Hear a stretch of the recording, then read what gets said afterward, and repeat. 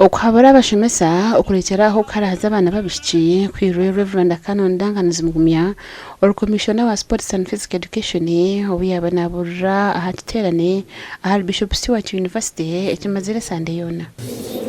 okanimanya uranga wanje obarukundo konkamwe nyenda kubamanyisa ngumishani etkorebu ehindura amagaraga abana menshi abana barugumu bibi aba bintu bakore ebitashemere babireka abana betise bibi byinji tinkuza kubigambaho mu bata kubabiri person no twine omutwe gwebigambo kugira ngo obubeje ojo sharurege turukurebe bara Paulo yandikira abagalati yeshura mukaga na munonga omushorongo ogwamwenda bwenu nitwicheresa ngo abeki okuhurrenjiri Ministry of Education and Sports omurimo gwayo ne kureba ngo yashohozo muntu nico turukwetenga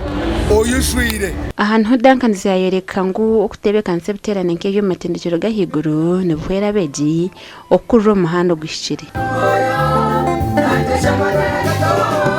ntumanya ngo bundi numubani bihurira omahurre umuhurra aroza universities aho kushanga abashomesa beine mishango oyo kugira ngo nkabana babiki babaharasinge barikwenda ngo barare nabo babahereze max echo omukuburre ngiri kwito kutwakijumira kandi tugaruka na government nekijumira nyaba kizabo kuba ni munkunda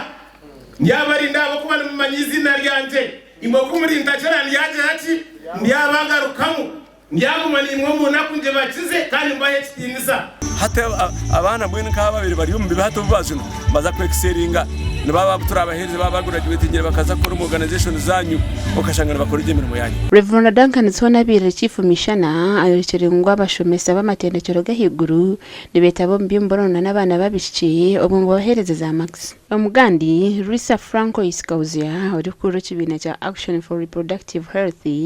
adzongegisa abana babishiki ukora pads okuchendeza hanshoza ko sente zabo. Abejesibwe n'abambara ame primary school muri Mbarara City izo bari yanyuma abazi so itwentwenda ngo turebe uko abana abo baguma mu ishomero 1 babone ukuba kwateva kushoma babe bari ha same level n'abagenzi babo abojo twenda kandi ngo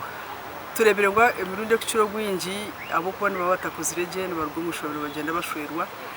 bihiramo kugira amada bashire bato ayega ukora pads kuba ko batine sente babasa kweyamba bekoreza anisho ribongeriro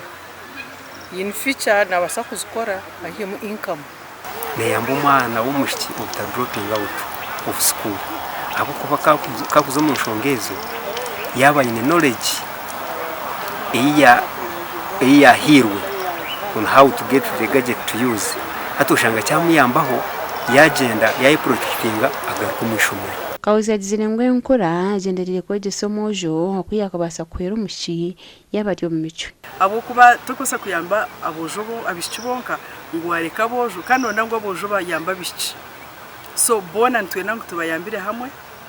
kugira ngo nyacakare batakatunge bizibu abojo bakatweka ningashi okurujire hari report ya Uganda Bureau of Statistics yakozwe mu 2018 obucheka binabutana harigana ubwo abakaza bari kugirenda nabari hagati y'imyaka 15 n'imyaka 19 ekiro kuretera barwo mu mashomero